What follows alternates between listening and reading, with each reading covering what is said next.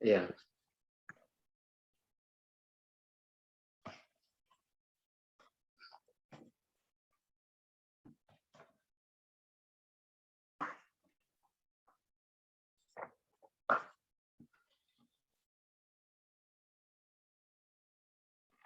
Ya, Van sudah terrecord.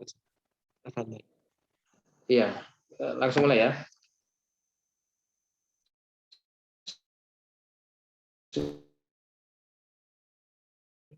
Assalamualaikum warahmatullahi wabarakatuh.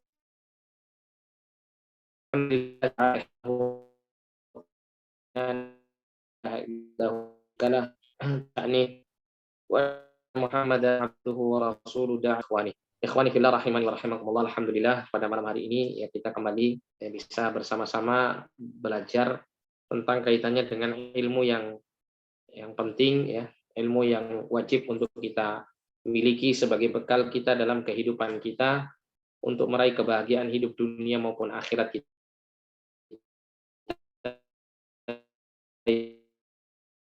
Ilmu agama.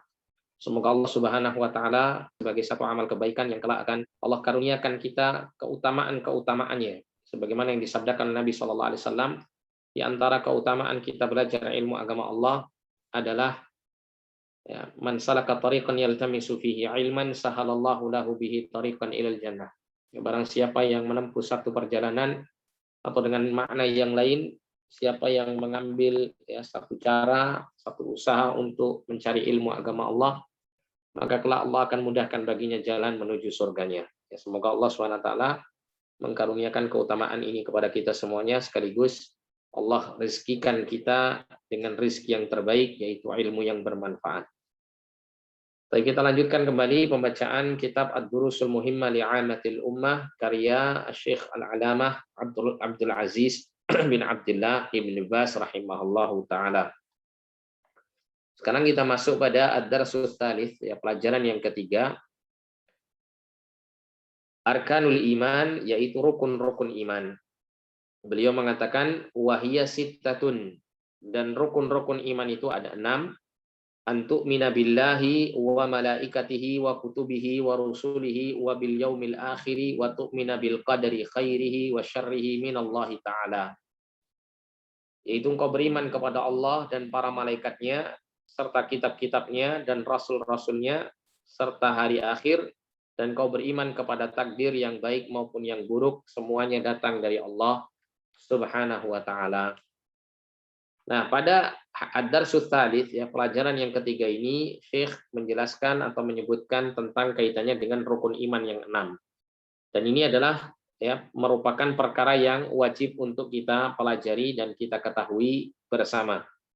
Ya, karena seseorang itu ya ketika dia mempelajari dan berusaha untuk memperdalam pengetahuannya terhadap rukun iman yang 6 ini, maka dia akan sampai pada derajat mukmin, ya, derajat iman yang merupakan derajat yang lebih tinggi dari derajat yang sebelumnya, itu derajat Islam atau derajat menjadi orang-orang muslim. Kemudian juga iman dan sesuatu yang berkaitan dengan pembuktian atas iman yang dimiliki oleh seorang hamba, yaitu berupa amal saleh. Apabila ya ada pada diri seorang hamba iman dan amal saleh ini dalam kehidupannya, maka Allah Subhanahu wa taala akan memberikan kebaikan hidup dunia maupun akhirat. Dan ini tentunya adalah cita-cita seorang mukmin, ya, harapan seorang mukmin untuk mendapatkan kenikmatan hidup di dunia maupun di akhirat, sebagaimana doa yang selalu mereka panjatkan. Allah Subhanahu wa taala ya bahkan memuji orang-orang beriman yang berdoa dengan doa ini dalam Quran surah Al-Baqarah, ya, pada ayat yang ke-100 insyaallah Allah mengatakan ya atau kalimat doa yang selalu dikatakan tersebut ya pada orang-orang beriman adalah Rabbana atina fid dunya hasanah wa fil akhirati hasanah wa qina adzabannar. Ya, wahai Rabb kami, atina fid dunya hasanah, berikanlah kepada kami kehidupan yang baik di dunia. Wa fil akhirati hasanah, dan kebaikan di akhirat. Wa qina adzabannar, dan lindungilah kami dari siksa api neraka. Dan inilah yang diisyaratkan oleh Allah Subhanahu wa taala di dalam Quran surah An-Nahl ayat 97. Allah Subhanahu wa taala berfirman, "Man 'amila shalihan min dzakarin aw untha wa huwa mu'minun falanuhyiyannahu hayatan thayyibah wa lanajziyannahum ajrahum bi ahsani ma kanu ya'malun. Allah Subhanahu wa taala berfirman, barang siapa yang melakukan amal yang saleh, baik itu dari kalangan laki-laki ataupun dari kalangan perempuan, wa huwa mu'minun, sedangkan dia adalah orang yang beriman, yang memiliki keimanan kepada rukun iman yang 6 ini. Falanuhyiyannahu hayatan thayyibah, maka kami, kata Allah, benar-benar sungguh-sungguh akan menghidupkannya dengan kehidupan yang baik. Di sini Allah berfirman, ya, falanuhyiyannahu. Allah menekankan pada kalimat, ya, nuhyi dengan beberapa huruf taukid atau huruf, kalau dalam bahasa Arab huruf taukid itu adalah kata atau huruf untuk memberikan penguatan, benar-benar sungguh-sungguh. Nah, demikian dalam makna bahasa Indonesianya. Ya, falanuhyiyannahu berarti maknanya adalah kami benar-benar sungguh-sungguh memberikan dia kehidupan, hayatan thayyibah, kehidupan yang baik. Yang dimaksud kehidupan yang baik di sini maknanya kehidupan fid dunya, kehidupan di dunia ini. Walanajziyannahum ajrahum bi ahsani ma kanu ya'malun. Dan kami benar-benar sungguh-sungguh akan memberikan balasan kepada mereka, ya, berupa pahala yang lebih baik dari apa yang sebelumnya mereka kerjakan. Artinya balasan pahala yang Allah sediakan di akhirat itu jauh lebih baik dan tidak bisa dibandingkan dengan amal-amal kebaikan manusia yang mendapatkan pahala melalui amal kebaikannya tersebut, ya, dibandingkan dengan amal kebaikannya di dunia ini. Jadi ketika seorang melakukan kebaikan, ketaatan kepada Allah, Allah memberikan balasan itu melebihi, ya, bandingannya dengan ketaatan yang dilakukannya di dunia ketika nanti di akhirat. Inilah harapan, ya, setiap orang-orang yang beriman untuk mendapatkan kebaikan hidup di dunia maupun di akhirat, dan ini tidak bisa diraih kecuali dengan memiliki iman pada dirinya. Yang memiliki iman dengan mengimani berbagai macam rukun iman yang 6, sekaligus menjalankan konsekuensi rukun-rukun iman itu ke dalam amal saleh yang nyata. Kemudian ma'asyiral muslimin, ya, rahimani wa rahimakumullah. Apa makna daripada iman? Iman ini jika kita lihat dari sisi bahasa itu berasal dari kata amana yu'minu imanan, ya, amana yu'minu imanan. Jadi makna iman secara bahasa itu berasal dari kata amana yu'minu imanan. Yang mana kata para ulama, makna iman secara bahasa itu adalah al-iqraru wat tasdiq. Ya, al-iqrar wat tasdiq. Iqrar dan tasdiq. Iqrar itu apa artinya? Iqrar itu artinya adalah mengakui, ya, menetapkan, ya, menyatakan, ya, dengan penuh keyakinan, al-iqrar, ya. Kemudian at-tasdiq itu artinya membenarkan, ya. Jadi makna iman itu al-iqrar wa tasdiq.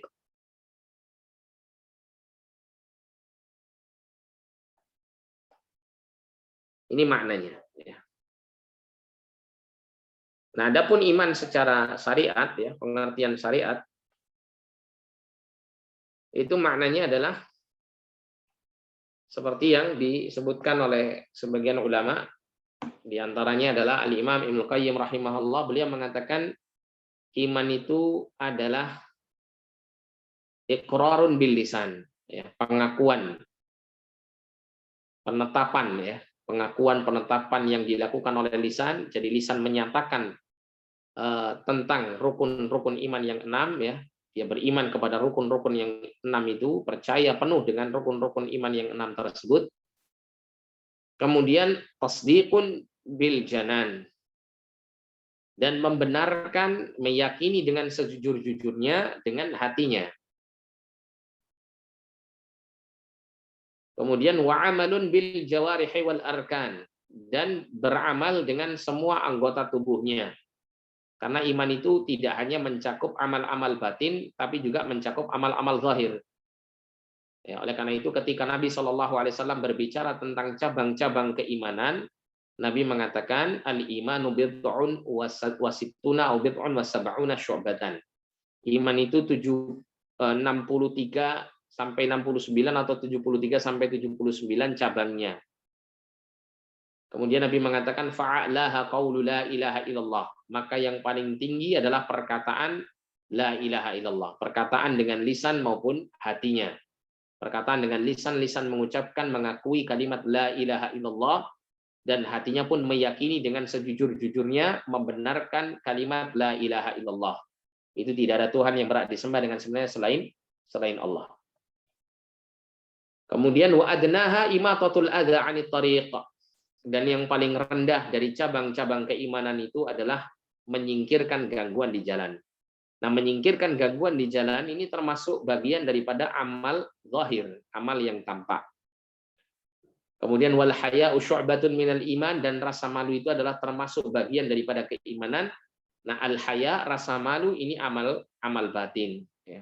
Amal yang bersumber dari batin manusia. Nah, sehingga iman itu mencakup amal batin dan amal zahir. Oleh karena itu disebutkan iman itu ya erat kaitannya dengan ucapan, erat kaitannya dengan pembenaran hati, erat kaitannya dengan anggota atau pengamalan anggota badan. Kemudian Syekh atau Ibnu Qayyim rahimahullah mengatakan yazidu bi ta'atir rahman wa yanqusu bi ta'ati syaitan. Ya, iman itu bisa bertambah dengan taat kepada Allah yang Maha Pemurah, dan iman itu bisa berkurang dengan bermaksiat, ya, durhaka kepada Allah Subhanahu wa taala, taat kepada syaitan. Ini adalah pengertian iman secara syariat atau istilah, ya. Dan Nabi ketika ditanya tentang apa itu iman, maka Nabi memberikan penjelasan iman itu adalah rukun-rukun iman yang 6. Artinya iman itu ya mencakup rukun iman yang 6. Dan seseorang tidak boleh ya dia mengingkari salah satu dari 6 rukun iman ini. Ya, kalau Anda mengingkari salah satu saja dari rukun iman yang 6 ini, maka dia tidak digolongkan sebagai seorang mukmin dan tidak digolongkan sebagai seorang muslim.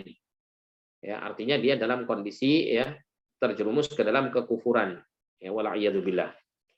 Nah, Nabi ketika ditanya mahwal iman, ya, dalam hadis Jibril yang kita telah bahas pada saat kita membaca ya kitab Al-Arba'in An-Nawawiyah pada hadis yang kedua, ya, Nabi ketika ditanya oleh Jibril mahwal iman, apa itu iman, maka Nabi mengatakan antu'mina billah, kau beriman kepada Allah, wa malaikatihi, dan para malaikatnya, wa kutubihi, dan kitab-kitabnya, wa rusulihi, dan para rasulnya, wa tu'mina bil qadar wa bil yaumil akhir, dan hari akhir, wa tu'mina bil qadari khairihi wa syarrihi, dan kau beriman kepada Allah ya atas takdirnya yang baik maupun yang buruk.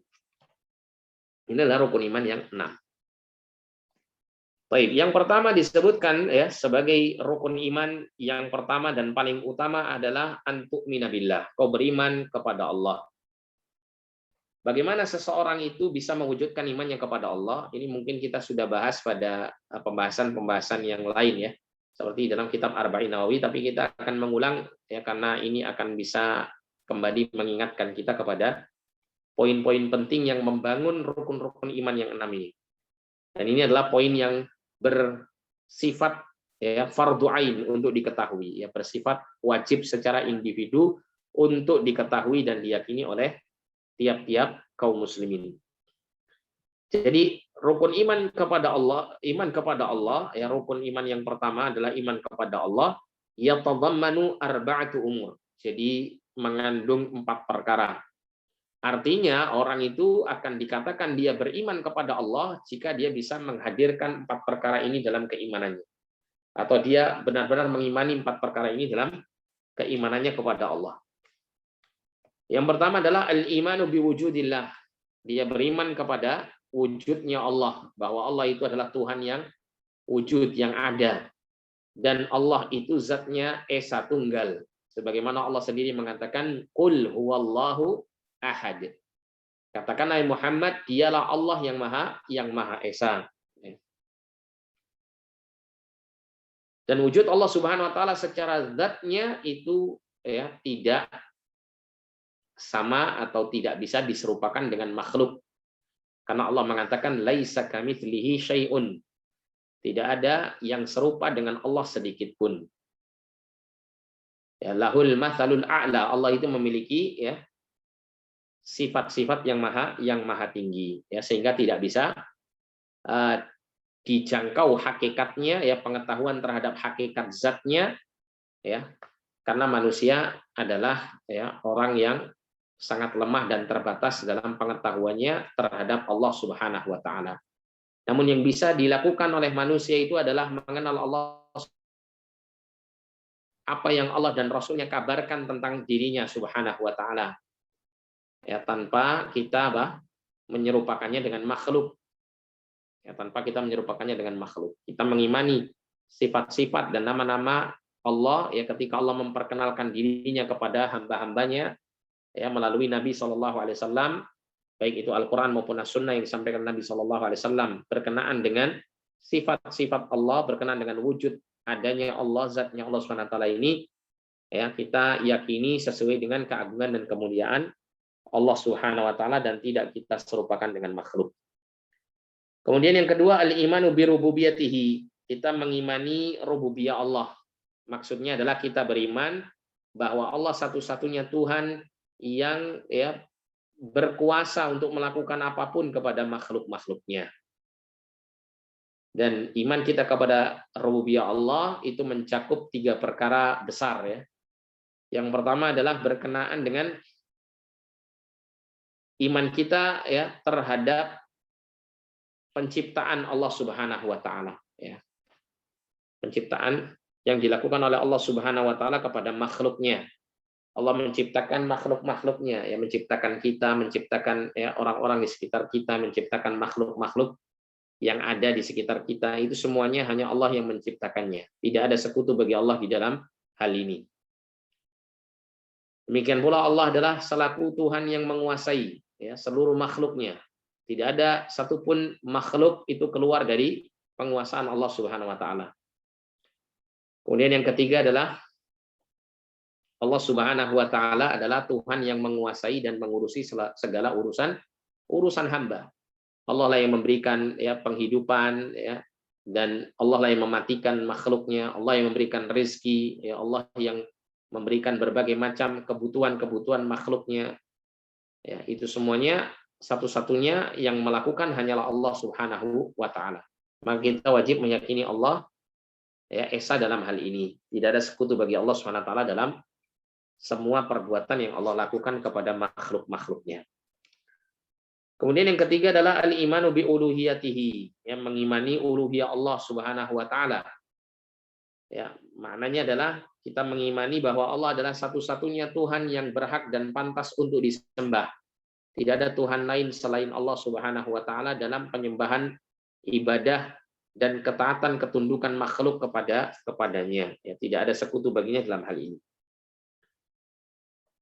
Dan inilah iman yang merupakan ya, iman yang paling utama dalam membentuk iman kita kepada Allah Subhanahu wa taala.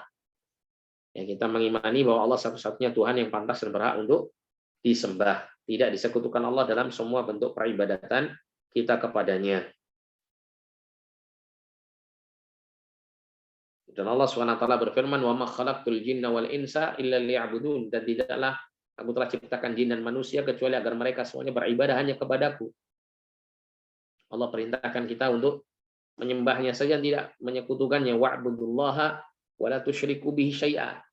Hendaklah kalian beribadah hanya kepada Allah dan janganlah kalian menyekutukan Allah Subhanahu wa taala. Nah, inilah berkaitan dengan iman kita kepada uluhiyah Allah. Kemudian yang keempat adalah al-imanu bi asma'ihi wa sifatihi. Iman kepada nama-nama Allah dan sifat-sifatnya. Itu kita meyakini bahwa Allah memiliki nama-nama yang husna, ya, nama-nama yang terbaik, dan sifat-sifat yang ulia, yang paling mulia. Kita menetapkan nama dan sifat-sifat Allah sesuai dengan apa yang Allah tetapkan di dalam Al-Quran dan apa yang ditetapkan oleh Rasulullah di dalam sunnahnya.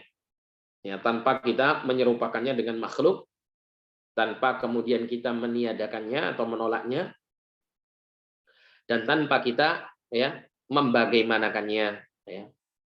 Kita serahkan ya hakikat daripada sifat-sifat Allah Subhanahu wa taala itu seperti apa zat sifat Allah Subhanahu wa taala tersebut maka kita serahkan kepada Allah Subhanahu wa taala. Kita tetapkan seperti apa yang Allah dan Rasul-Nya kabarkan, ya, sesuai dengan keagungan dan kemuliaan Allah Subhanahu wa taala.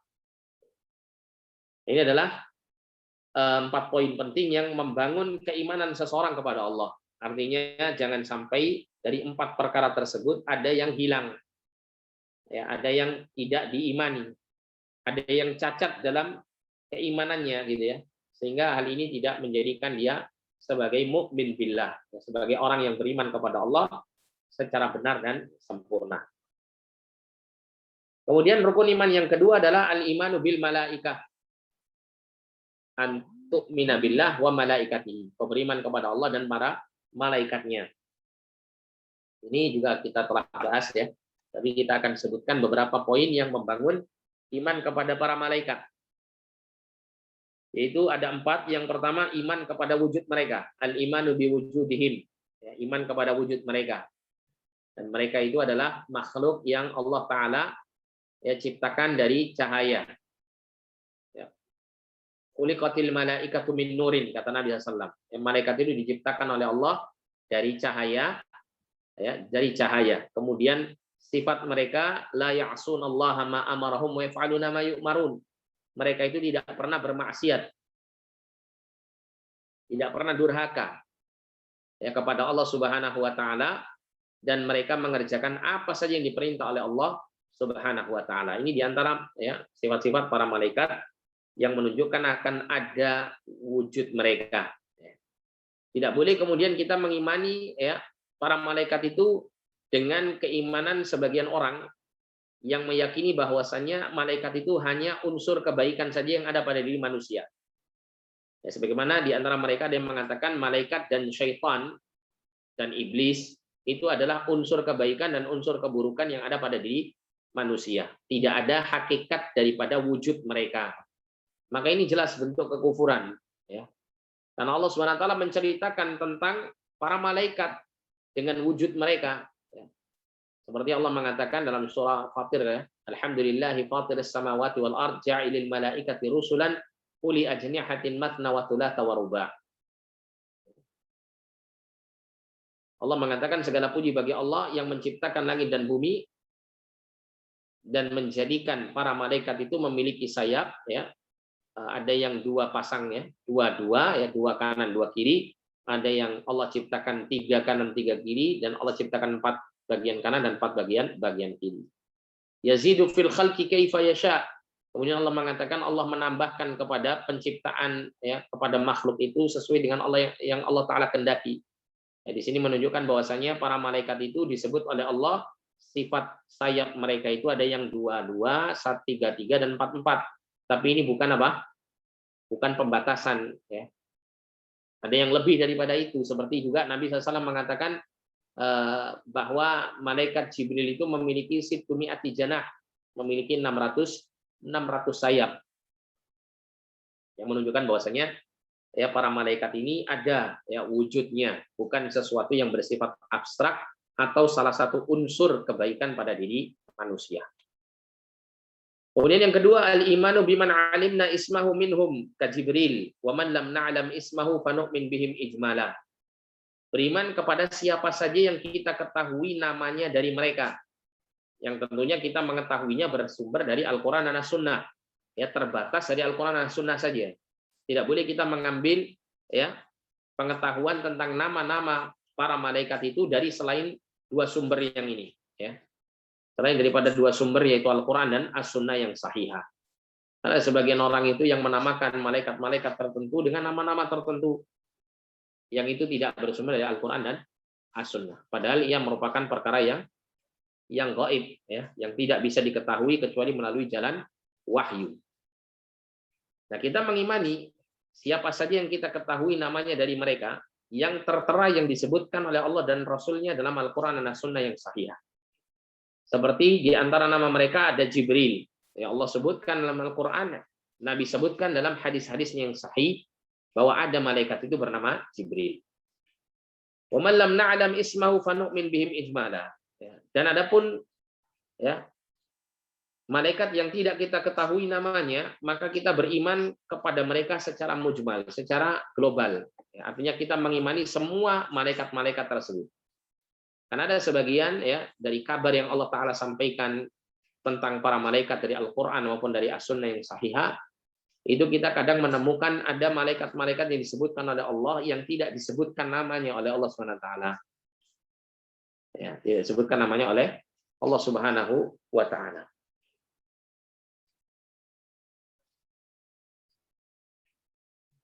Maka wajib bagi kita untuk meyakini umum bahwa Allah SWT memiliki para malaikat. Ya, jadi kalau disebutkan namanya secara khusus dalam Al-Quran Sunnah, maka kita harus meyakini malaikat itu ada sekaligus namanya kita yakini. Seperti malaikat yang Allah utus ya untuk menyampaikan wahyunya kepada para rasulnya, yaitu bernama Jibril. Nah, maka kita wajib untuk meyakini ada malaikat bernama Jibril. Nah, demikian iman kita kepada para malaikat pada poin yang kedua. Kemudian poin yang ketiga adalah al-imanu bima alimna min sifatihim. Beriman dengan apa saja yang kita ketahui dari sifat-sifat mereka. Dari sifat-sifat para malaikat yang Allah dan Rasulnya sampaikan ya, dari Al-Quran dan As-Sunnah yang sahihah. Kita wajib untuk meyakini. Seperti tadi ya, di antara sifatnya Jibril alaihissalam, Allah menyatakan ya dia memiliki kekuatan, ya syadidul quwa. Ya, dia memiliki kekuatan yang besar. Ya, kemudian juga disebutkan pula oleh Nabi SAW bahwa Jibril memiliki 600 sayap. Nah, ini wajib bagi kita untuk meyakininya. Ya, sesuai dengan sifat-sifat yang dikabarkan oleh Allah dan Rasulnya yang kita ketahui darinya. Kemudian yang keempat, al-imanu bima alimna min a'malihim allati yaqumuna biha bi amrillah. Beriman dengan apa yang kita ketahui dari perbuatan atau pekerjaan mereka, amal-amal mereka yang mereka laksanakan ya sebagai wujud pelaksanaan perintah Allah Subhanahu wa taala. Jadi para malaikat-malaikat Allah Subhanahu wa taala itu ada sebagian mereka diberikan tugas ya. Tugas-tugas tertentu. Seperti para malaikat ya atau malaikat Jibril alaihissalam ya. Itu Allah berikan tugas untuk menyampaikan wahyu. Ada malaikat yang lain seperti malakul maut ya. Adalah malaikat yang mencabut nyawa tiap-tiap manusia atau tiap-tiap makhluk yang bernyawa. Dan lain-lainnya dari beberapa malaikat yang disebutkan ya tugas-tugas mereka oleh Allah dan mereka menjalankannya dengan baik. Maka wajib bagi kita untuk meyakini hal ini. Adapun ya yang tidak diterangkan ya tentang apa pekerjaan mereka ya, maka kita wajib untuk mengimaninya secara global. Artinya semua para malaikat itu beribadah kepada Allah. Semua para malaikat tunduk patuh kepada Allah. Dan semua para malaikat menjalankan apa yang Allah Ta'ala perintahkan, tidak pernah bermaksiat dan tidak pernah merasa bosan untuk melakukan ketaatan kepada Allah Subhanahu wa Ta'ala. Nah, 4 poin inilah yang membangun iman kita kepada para malaikat, sehingga wajib bagi kita untuk menghadirkan 4 poin ini ketika kita beriman kepada para malaikat-malaikat Allah Subhanahu wa Ta'ala. Kemudian al-imanu bil kutub, beriman kepada kitab-kitab. Ini pun juga mengandung 4 perkara. Artinya 4 perkara ini harus dihadirkan ya, sehingga dengan itu dia dikategorikan sebagai mukmin bil kutub, beriman kepada kitab-kitab Allah Subhanahu wa taala. Yang pertama adalah al-imanu bi anna nuzulaha min 'indillahi haqqan. Beriman bahwasanya turunnya kitab-kitab tersebut itu benar-benar dari sisi Allah Subhanahu wa taala. Ya, kita wajib meyakini ya bahwa Al-Qur'anul Karim, kitab yang Allah Taala turunkan kepada kita semuanya hanya adalah benar-benar dari sisi Allah Subhanahu wa taala. Ya, sebagaimana Allah sendiri mengatakan dalam Quran surah Al-Baqarah, Alif Lam Mim, dzalikal kitabu la raiba fihi hudal lil muttaqin. Ya, Alif Lam Mim itulah Alkitab, yaitu Al-Qur'an. La raiba fihi, tidak ada keraguan-raguan di dalamnya. Apa maksudnya tidak ada keraguan di dalamnya? Ya, tidak ada keraguan di dalamnya bahwasanya dia benar-benar turun dari sisi Allah Subhanahu wa taala. Hudal lil muttaqin, ya, sebagai petunjuk bagi orang-orang yang bertakwa. Ini yang pertama ya. Jadi kita meyakini semua kitab-kitab yang pernah Allah Ta'ala turunkan itu adalah berasal dari Allah, ya, berasal dari sisi Allah Subhanahu wa taala. Seperti kitab Zabur, ya, kitab Taurat, kitab Injil, ya. dan kitab-kitab yang lainnya adalah benar-benar berasal dari sisi Allah. Akan tapi kitab-kitab ini ya tidak dijaga oleh Allah Subhanahu wa taala ya, sehingga banyak dirubah oleh tangan-tangan manusia yang tidak bertanggung jawab ya, dan sehingga sulit untuk diakses, dilacak kembali mana yang firman Tuhan dan firman Allah, mana yang bukan firman Allah. Berbeda dengan Al-Qur'anul Karim. Al-Qur'anul Karim Allah turunkan ya Al-Qur'an dari sisinya dan Allah terus menjaganya sampai ya hari kiamat. Kemudian yang kedua, al-imanu bima alimna ismahu minha bismihi kal Qur'ani wat Taurat wal Injil.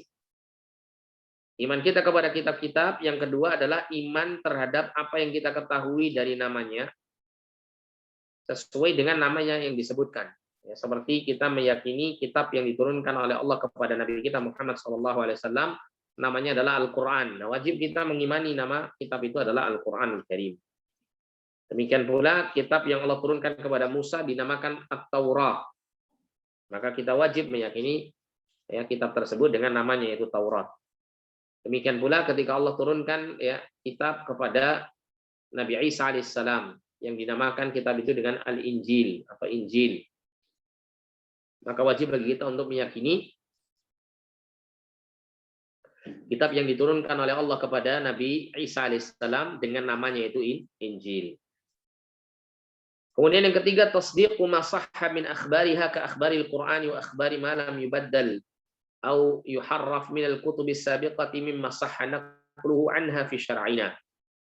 Jadi poin yang ketiga adalah membenarkan segala apa yang benar, apa yang sahih dari kabar-kabar berita di dalam kitab-kitab tersebut. Seperti kabar-kabar Al-Qur'anul Karim, ya Al-Qur'an mengabarkan berbagai macam berita-berita, ya, berita-berita di masa dahulu ya tentang umat terdahulu. Dan Allah Subhanahu wa taala mengabarkan di dalam Al-Qur'an tentang umat-umat atau peristiwa-peristiwa yang akan datang ya, tentang peristiwa-peristiwa yang akan datang. Maka wajib bagi kita untuk meyakininya. Termasuk juga segala kabar-kabar yang Allah sampaikan melalui kitab-kitab terdahulu, kitab Injil, kitab Zabur, kitab Taurat, selama ya malam yubaddal ya, yaitu kitab-kitab tersebut sebelum dirubah. Tapi di masa kita sekarang kitab-kitab itu sudah dirubah oleh tangan-tangan manusia sehingga kita tidak bisa mengimani secara keseluruhan, secara utuh bahwa kitab itu benar-benar murni atau kabar-kabar yang di dalam kitab itu benar-benar murni datang dari Allah Subhanahu wa taala ya, karena sudah dirubah oleh tangan-tangan manusia. Ya, malam yubaddal au yuharraf ya. Selama kitab itu belum dirubah ya, dari kitab-kitab terdahulu ya, mimma sahha naqluhu, dari apa yang sah naqluhu ya, sahih ya, benar penukilannya dari kitab-kitab tersebut fi syar'ina, dalam syariat kita. Jadi untuk kita bisa menentukan ini kabar ya dalam kitab-kitab terdahulu adalah kabar yang sesuai, kabar yang benar, kabar yang merupakan firman Allah, kabar yang benar-benar bersumber dari agama Allah ya, kabar yang tidak dirubah ya oleh tangan-tangan manusia, maka kita menjadikan Al-Qur'anul Karim sebagai barometer, tolak ukur kebenarannya. Kalau dalam Taurat diceritakan tentang sesuatu, dikabarkan tentang sesuatu peristiwa, kemudian Al-Qur'an membenarkan ya peristiwa yang disebutkan Taurat itu, maka berarti peristiwa itu atau kabar tersebut benar-benar apa? Benar-benar sahih. Tapi ketika di dalam Taurat di masa sekarang misalnya ditemukan Taurat dan kemudian di dalamnya mengandung kisah-kisah yang menyelisihi ya Al-Qur'anul Karim dan apa yang dikabarkan Al-Qur'anul Karim, maka kita wajib untuk menolaknya. Ya, kenapa? Karena itu jelas adalah bukan bersumber dari wahyu Allah Subhanahu wa taala, tapi bersumber dari ya tangan-tangan manusia yang tidak bertanggung jawab yang merubah-rubah ayat-ayat Allah Subhanahu wa taala dengan tangannya yang buruk tersebut. Jadi cara untuk kita menentukan benar salahnya ya isi daripada kitab-kitab terdahulu, kabar-kabar dari kitab-kitab terdahulu adalah dengan cara menggunakan Al-Qur'anul Karim sebagai barometernya. Kemudian yang keempat adalah al-amalu bi ahkamin ma lam yunsakh ya minha. Mengamalkan hukum-hukum yang ada pada kitab-kitab terdahulu selama hukum-hukum itu tidak dinasakh, ya, tidak dihapus. Ya, tidak dihapus oleh syariat yang dibawa oleh Nabi kita Muhammad sallallahu alaihi wasallam. Waridha wat taslim bihi, ya, sawa'un fahimna hikmatahu am lam nafhamha. Dan kita wajib ridha dan taslim, ya, berserah diri atau tunduk kepadanya, baik itu kita pahami hikmahnya atau tidak kita memahaminya. Jadi dalam kita menjalankan syariat agama Allah Subhanahu wa taala ini, ya, kita harus mengedepankan iman kepada Allah Subhanahu wa taala. Jika kita benar-benar paham betul bersumber dari ajaran agama yang hak, bersumber dari Al-Qur'an dan As-Sunnah yang sahihah. Atau hukum-hukum pada kitab-kitab terdahulu yang masih, ya, dilestarikan oleh syariat Islam yang dibawa Nabi Muhammad SAW ini melalui hukum-hukum yang terkandung dalam Al-Qur'anul Karim. Maka wajib bagi kita untuk mengamalkannya. Ya, meskipun kita tidak mengetahui hikmahnya, ya, hikmah di balik syariat tersebut, karena kita tidak dituntut untuk selalu mengetahui hikmah di balik syariat. Tapi yang dituntut bagi kita adalah, ya, mengedepankan sikap sami'na wa ata'na, kami mendengar dan kami taati, kami laksanakan. Itu yang, ya, dituntut kita untuk mengerjakannya. Ya, dalam kaitannya dengan segala apa yang merupakan hukum dan syariat yang disebutkan di dalam kitab-kitab Allah Subhanahu wa taala, terutama Al-Qur'anul Karim.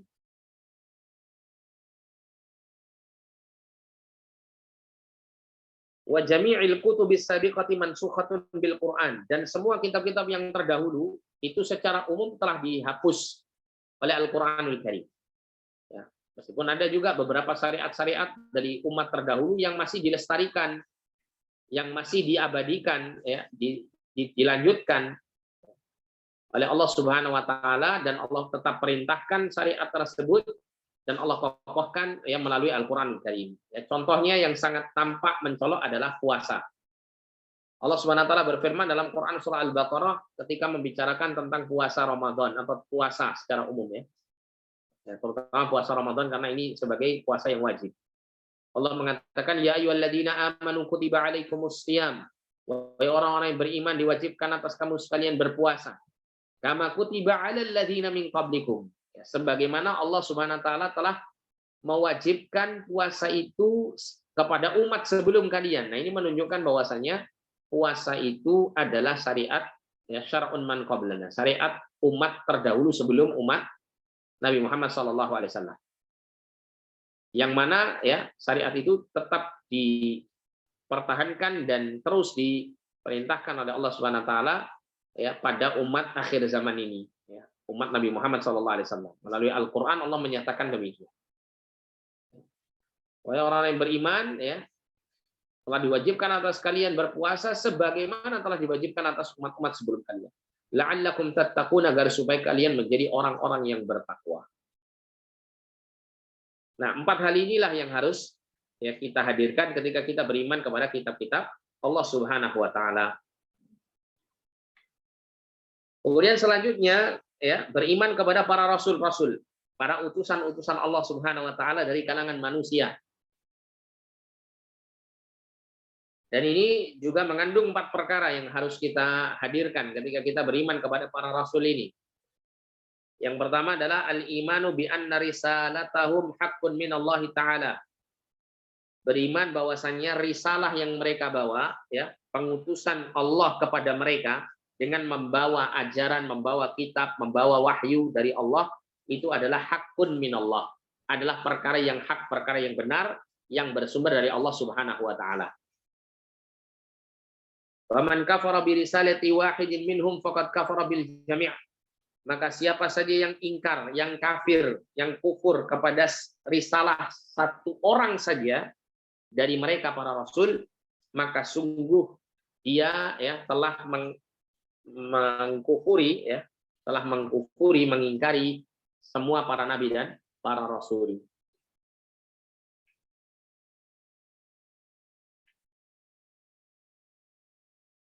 Ini adalah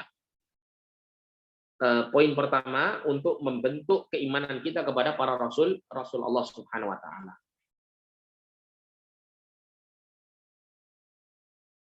Kemudian yang kedua adalah al-imanu biman alimna ismahu minhum bismihi.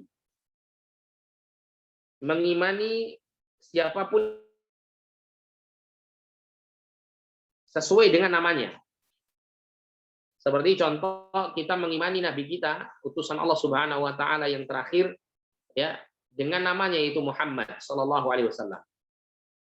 Karena beliau sallallahu alaihi wasallam telah dikabarkan oleh Allah dalam Al-Qur'an atau dalam hadis yang sahih. Ya.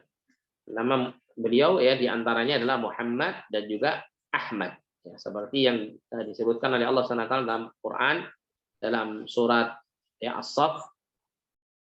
Allah mengatakan ya tentang perkataan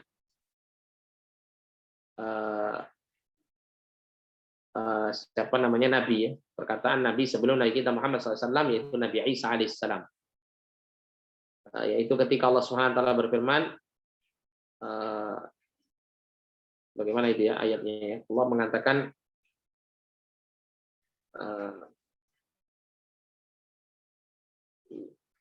yang mana Allah menyebut nama Nabi Muhammad SAW dengan sebutan Ahmad, gitu ya. Allah mengatakan ya ayyuhalladzina amanu subhanallahi ma fis samawati wa ma fil ardi wa huwal azizul hakim. Ya ayyuhalladzina amanu lima taquluna ma la taf'alun kabura maqtan 'indallahi an taqulu ma la taf'alun. Ya. Kemudian apa namanya? Wa idz qala Isa bin Maryam ya bani Israila ya, dan ingatlah ketika Isa putra Maryam mengatakan kepada Bani Israel, wahai Bani Israel, ini Rasulullah ilaikum, sungguhnya aku ini adalah utusan Allah kepada kalian. Musaddiqan lima baina yadayhi minat Taurati wa mubashshira ya bi rasul min ba'di ismuhu Ahmad ya. Jadi Isa menyatakan bahwasanya dia membenarkan ya kitab Taurat ya yang Allah Taala turunkan kepada Bani Israel, dan kemudian ya menyampaikan kabar gembira dengan akan terutusnya seorang nabi dan utusan terakhir Allah Subhanahu wa taala yang bernama Ahmad. Ini adalah nama-nama yang Allah sebutkan berkenaan dengan nama nabi kita Muhammad sallallahu alaihi wasallam. Maka wajib bagi kita untuk mengimani nama-nama ini. Termasuk juga Allah menyebutkan dalam Al-Qur'an ya, nama seorang nabi, seorang rasul bernama Ibrahim. Kemudian Musa, Isa, Nuh ya, dan beberapa nabi yang lain alaihimus salatu wassalam. Wajib bagi kita untuk meyakini mereka ya atau terutusnya mereka dan nama-nama mereka yang telah disebutkan oleh Allah dan Rasulnya dalam Al-Quran dan As-Sunnah. Kemudian yang ketiga adalah tasdiq ma sahha anhum min akhbarihim, membenarkan segala apa yang sahih, yang benar, yang bersumber dari mereka berupa kabar-kabar yang mereka sampaikan. Wajib bagi kita untuk mengimaninya. Ya, kalau kita sekarang ini kita beriman kepada segala apa yang dikabarkan oleh Rasulullah, baik melalui Al-Quran maupun As-Sunnah yang sahihah. Kita wajib untuk meyakini segala kabar-kabar Rasul. Meskipun kabar yang disampaikan Rasul mungkin sesuatu yang belum terjadi, atau sesuatu yang tidak masuk akal misalnya, ya tidak masuk akal bagi kita, maka tetap kita harus tunduk kepada keimanan kita ya kepada Rasul Shallallahu Alaihi Wasallam, dan segala apa yang dikabarkan oleh Rasul itu benar-benar berasal dari Allah, sehingga pasti terjadi dan benar adanya. Kemudian yang keempat, al-amalu bi syari'ati man arsala ilaina minhum wa huwa Muhammad Shallallahu Alaihi Wasallam wa huwa khatamuhum wal mursalu ila nasi ajma'in ya, wal mursalu ila nasi ajma'in. Yang keempat adalah mengamalkan syariat Rasul yang diutus di tengah-tengah kita, yaitu siapa? Nabi kita Muhammad SAW. Kalau untuk umat kita, umat Islam ini sekarang ini, ya umatnya Nabi Muhammad SAW, maka wajib untuk mengamalkan syariat Nabi Muhammad SAW. Kalau umatnya Nabi Musa alaihissalam dulu, ya Bani Israel, maka mereka wajib untuk mengamalkan syariat Musa alaihissalam. Demikian pula ketika Nabi Nuh misalnya diutus di tengah umatnya pada saat itu, maka umatnya berkewajiban untuk memenuhi syariat yang dibawa oleh Nabi Nuh alaihissalam. Dan Nabi Muhammad SAW ya diberikan Al-Quran dan syariat ini ya sebagai syariat akhir zaman ya yang sempurna. Maka ini adalah satu kenikmatan yang besar yang wajib untuk kita jalankan ya, yang dengan kita menjalankannya kita akan mendapatkan rahmat dari Allah Subhanahu wa taala dan kebaikan yang besar. Karena Allah sendiri mengatakan al-yauma akmaltu lakum dinakum wa atmamtu 'alaikum ni'mati wa raditu lakumul Islam dinan. Hari ini telah sempurnakan bagi kalian agama kalian dan aku telah berikan nikmatku wa atmamtu 'alaikum ni'mati wa raditu lakum al-Islam madina. Ya, pada hari ini, pada hari Arafah, ya, aku telah sempurnakan bagi kalian agama kalian, ya, menunjukkan bahwa Islam adalah agama yang sempurna, dan aku sempurnakan bagi kalian nikmatku. Nah, Islam ini adalah nikmat dari Allah SWT. Artinya kalau orang itu menjalankannya dengan baik, ya, baik itu masalah akidahnya maupun syariatnya, ya, dia laksanakan, ya, dia tetapi ya sesuai dengan sumber yang benar, ya, dalam agama ini, maka dia akan mendapatkan kenikmatan yang besar, kasih sayang Allah Subhanahu wa taala yang luas di dunia wal akhirah, di dunia maupun di akhirat. Ya, dan Allah mengatakan wa raditu lakumul Islam madina, dan aku telah ridha bagi kalian Islam itu sebagai agama kalian.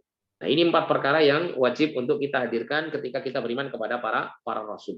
Tapi kemudian yang kelima adalah al-imanu bil yaumil akhir, beriman kepada beriman kepada hari akhir.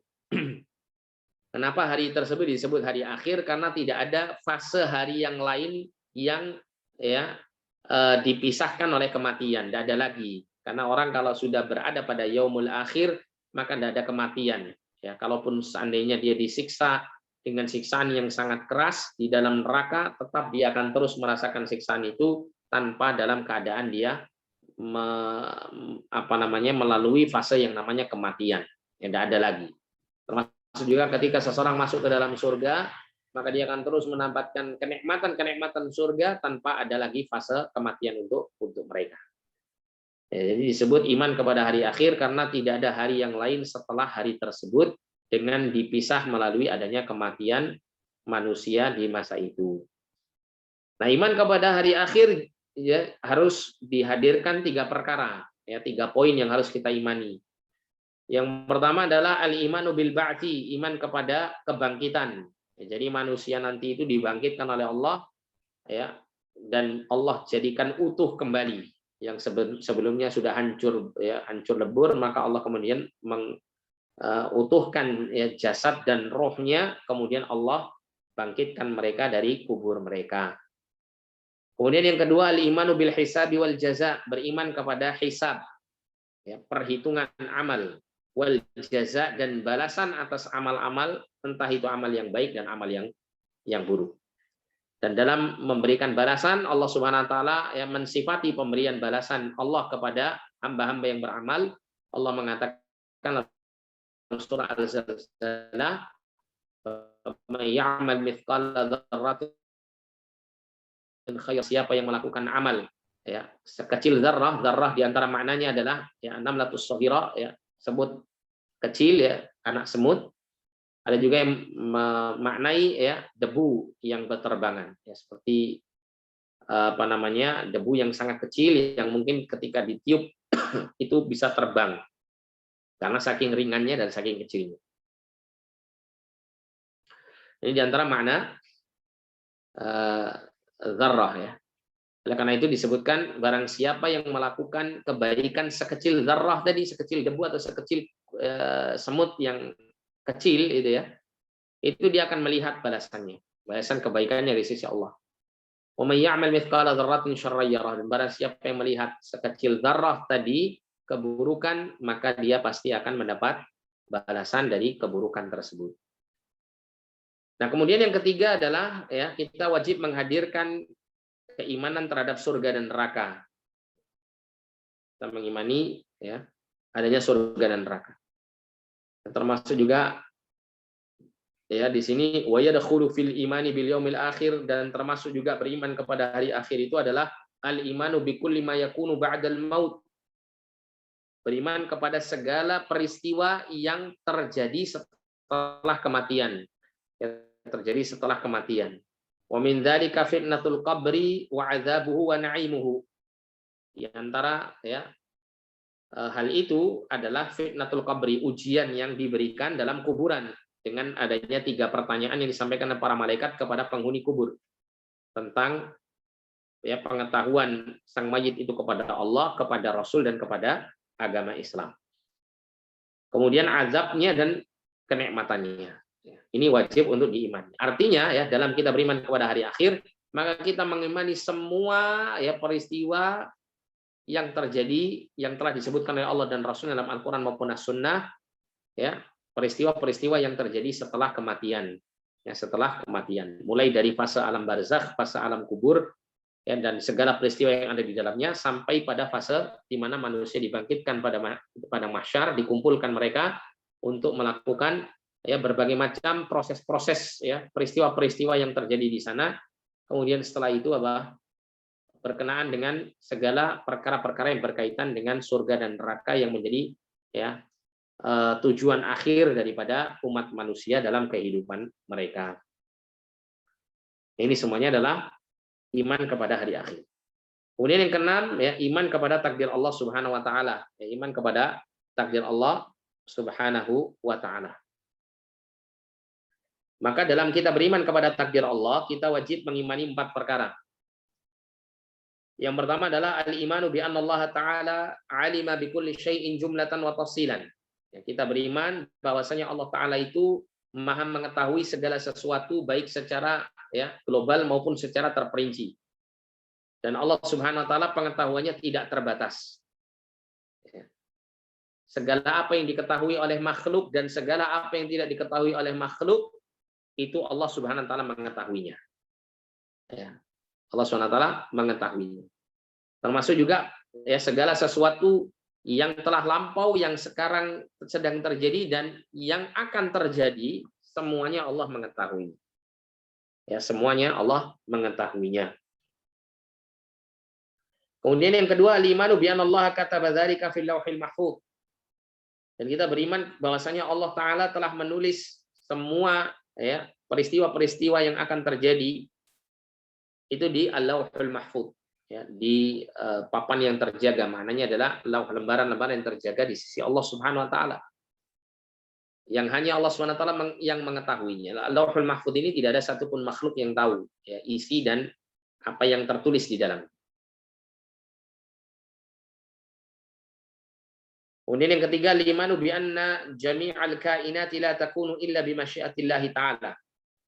Ya, beriman bahwasanya seluruh yang ada ini tidak akan terjadi kecuali dengan kehendak Allah taala. Jadi wajib bagi kita dalam beriman kepada takdir Allah, kita mengimani bahwa Allah itu berkehendak terhadap segala sesuatu. Apa yang Allah kehendaki terjadi, maka terjadi. Apa yang Allah kehendaki tidak terjadi, maka tidak terjadi. Maka tidak ada satu peristiwa pun atau satu kejadian pun atau satu apapun, ya, yang ada di atas muka bumi ini dan ada dalam kehidupan ini, melainkan semuanya adalah atas kehendak Allah Subhanahu wa taala terjadi dan tidak terjadinya. Kemudian yang keempat adalah al-imanu bi anna jami'al kainati makhluqatun lillah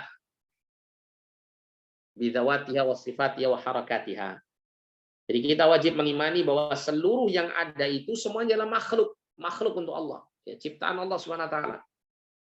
Jadi Allah menciptakan, ya, semua yang ada itu secara zatnya dan secara sifat-sifatnya, sekaligus pergerakannya, ya, aktivitasnya, perbuatannya, semua Allah yang ciptakan.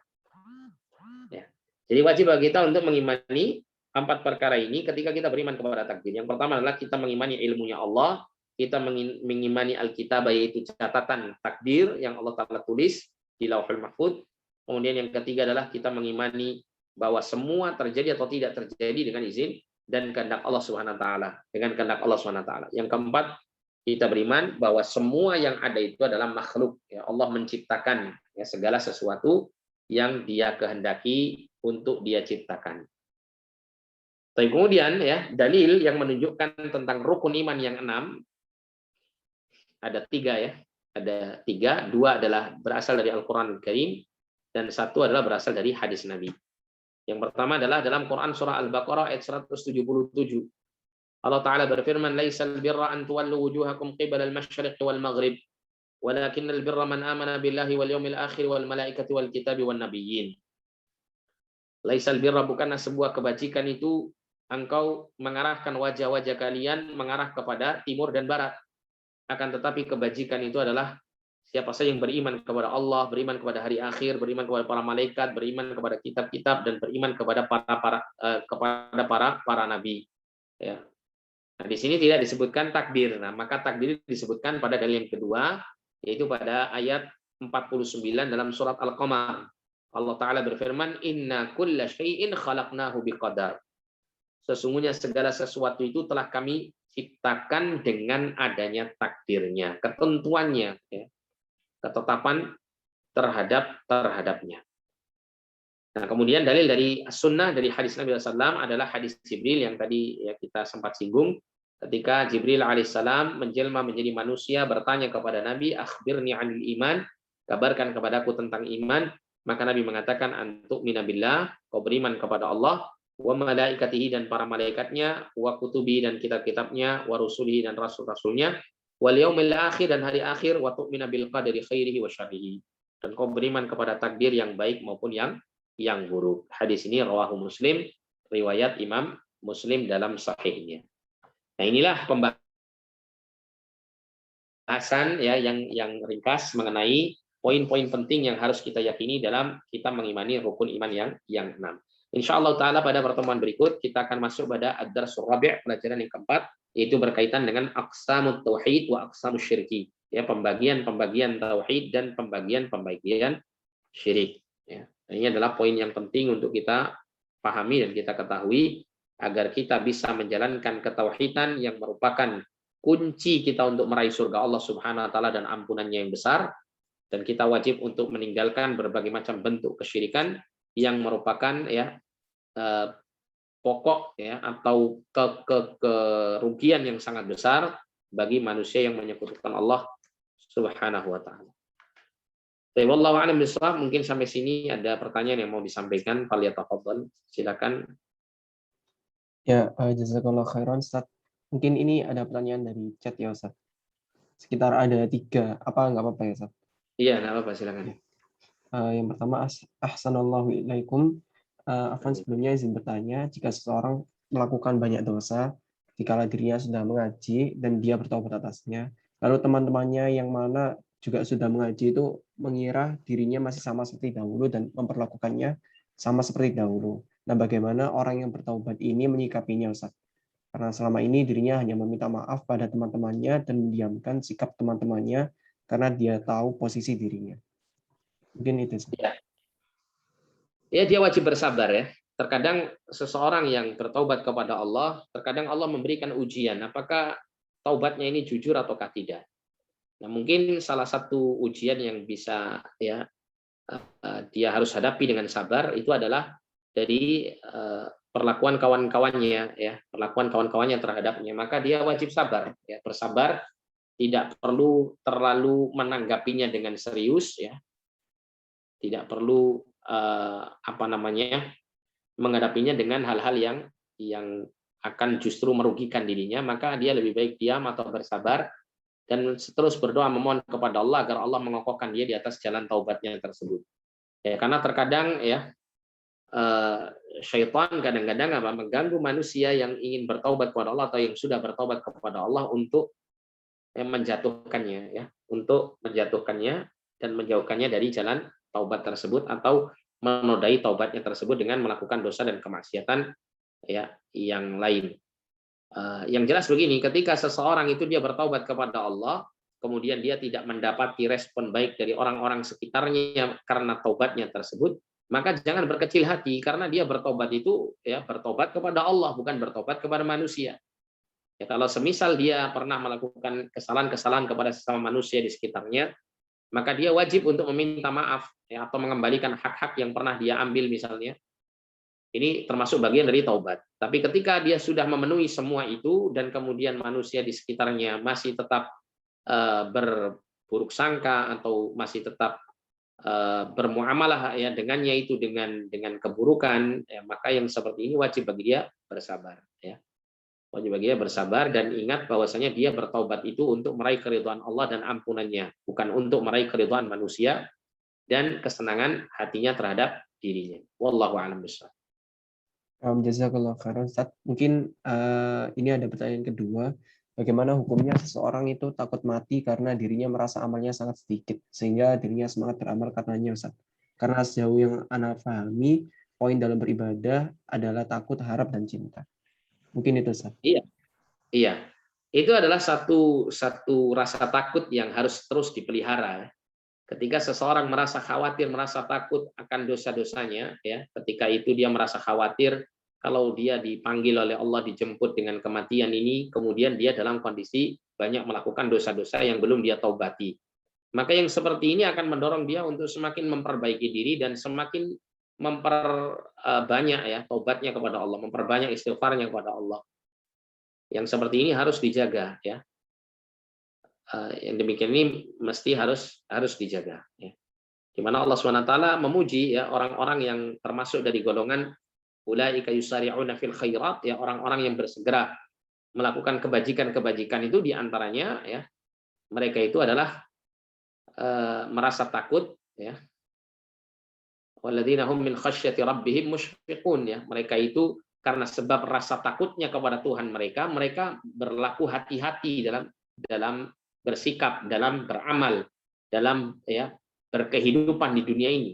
Ya, karena rasa takutnya itu membuat mereka berhati-hati. Ya, dan Allah SWT menyebutkan bahwa sifat seperti ini adalah salah satu sifat yang dimiliki oleh orang-orang yang suka bersegera untuk melakukan kebaikan. Ini menunjukkan bahwa rasa takut kepada dosa-dosa, rasa takut kepada kemaksiatan yang sudah pernah dilakukan, rasa takutnya kepada siksaan Allah yang mengancam ya atas dosa-dosa yang dilakukan oleh manusia ini, maka ini akan bisa membuat dia bersegera memperbaiki diri, bersegera untuk meraih ampunan Allah, dan bersegera untuk melakukan amal-amal saleh. Wallahu a'lam bishawab. Jazakallahu khairan Ustaz. Mungkin ini pertanyaan yang ketiga. Ustaz, jika seseorang itu terjerumus dalam dosa berulang kali, dalam dosa yang sama, dan di sisi lain dirinya sudah berusaha dengan sangat untuk menjauhinya. Yang mana karena hal tersebut sampai-sampai dirinya berkata, "Wahai Rob, mengapa hamba sangat susah meninggalkan dosa ini? Apakah engkau menghendaki keburukan padaku?" Nah, bagaimana hukum perkataan ini, Ustaz? Iya, hendaklah dia terus ya membangun prasangka baiknya kepada Allah, dan hendaklah dia tetap terus menyelaraskan ya prasangka baiknya kepada Allah itu dengan banyak penyesalan atas dosa-dosa yang dilakukannya. Ya. Jadi demikian, ketika kita mendapati diri kita ini belum mampu untuk meninggalkan ya dosa-dosa yang terus-terus ya seperti itu ya, maka di satu sisi kita berprasangka baik kepada Allah, artinya Allah Maha mengampuni dosa-dosa kita. Ya, di satu sisi kita juga harus menyesali dosa-dosa tersebut dan terus untuk beristighfar, mohon ampun kepada Allah SWT atas dosa-dosa ini. Dan wallahu a'lam bishawab ya. Ini kita namanya manusia itu diberikan ujian dengan berbagai macam bentuk. Oleh karena itu dalam kitab Al-Qawaidul Arba' itu yang pertama kali dijelaskan oleh Syekh Muhammad bin Abdul Wahab, ya beliau yang membuka kitabnya dengan doa. Di antara doa yang beliau panjatkan itu agar supaya Allah menjadikan orang-orang yang mempelajari kitabnya tersebut ya sebagai orang yang idza tulia ya apabila u'tiya syakara, apabila diberikan nikmat oleh Allah dia bersyukur, wa idza tuliya sabara, kalau dia diuji dengan sesuatu yang tidak menyenangkan hatinya maka dia bersabar, wa idza udzniba ya istaghfara, dan kalau dia diuji dengan dia melakukan dosa-dosa maka dia beristighfar, mohon ampun kepada Allah dan bertaubat. Ya. Wadzalika unwanu sa'adah, kata Syekh, maka yang demikian itu termasuk dari tanda kebahagiaan hidup seseorang. Ya, jadi di satu sisi ya dia harus husnudzon, baik sangka bahwa ya banyaknya dosa ini menghendaki ya dirinya itu untuk selalu banyak melakukan istighfar, melakukan taubat, melakukan pendekatan diri kepada Allah terus-menerus. Tapi di satu sisi dia juga harus memiliki rasa takut kepada dosa-dosa itu sehingga mendorong dia untuk berusaha semaksimal mungkin meninggalkan kebiasaan ya dosa-dosanya tersebut. Termasuk juga bisa jadi ya mungkin ada dosa-dosa yang kita biasa lakukan itu terkadang disebabkan oleh dampak dosa yang lainnya ya.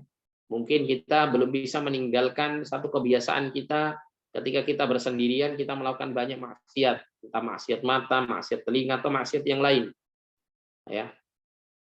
Nah, maka di sini bisa jadi ya mungkin ada dosa yang lainnya yang kita lakukan yang kemudian membuat kita ini masih terus terdorong melakukan kemaksiatan dan dosa-dosa yang biasa kita lakukan dan kadang kita remehkan. Ya mungkin hubungan kita dengan orang tua kita kurang baik. mungkin ya hubungan kita dengan sesama kaum muslimin di sekitar kita kurang baik, atau kemungkinan dosa yang lainnya. Nah, sehingga kita taubati tidak hanya dosa yang kita biasa lakukan, tapi mungkin ada dosa-dosa yang lainnya yang mungkin belum kita taubati, yang kemudian menjadikan hal itu ya menularkan dosa-dosa yang lainnya. Wallahu a'lam bishawab.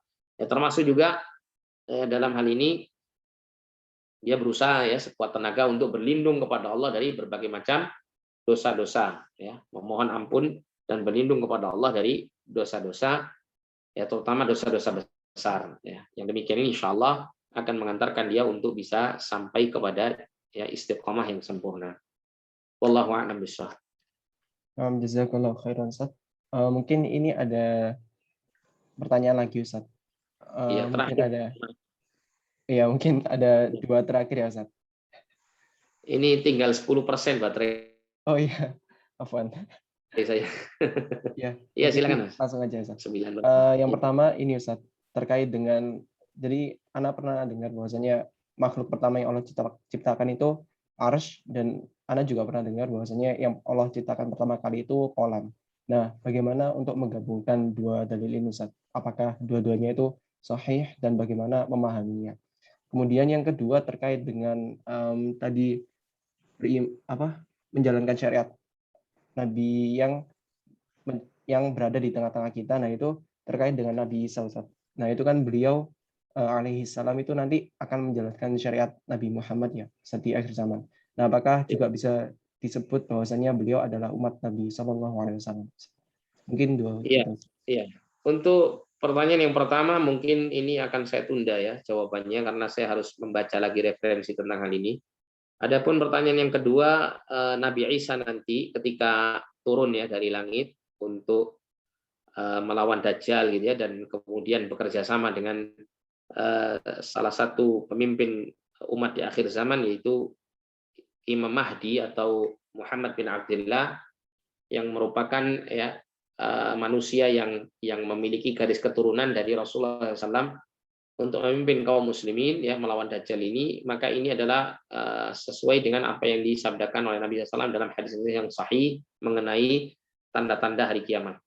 Nah, adapun ketika turunnya Nabi Isa ini, maka dia akan menjadi umat Nabi Muhammad SAW ya, karena syariatnya sudah tidak berlaku di masa tersebut. Dia turun ya, dan dia akan mengamalkan syariat Nabi Muhammad SAW. Dan dia turun bukan sebagai seorang nabi lagi.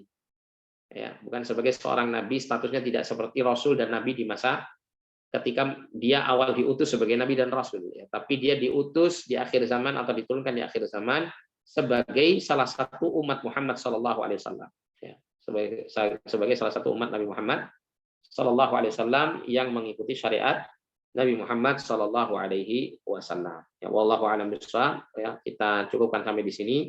Saya mohon maaf, kita tutup ya dengan doa kafaratul majelis. Jazakumullah khairan katsira wa barakallahu fikum.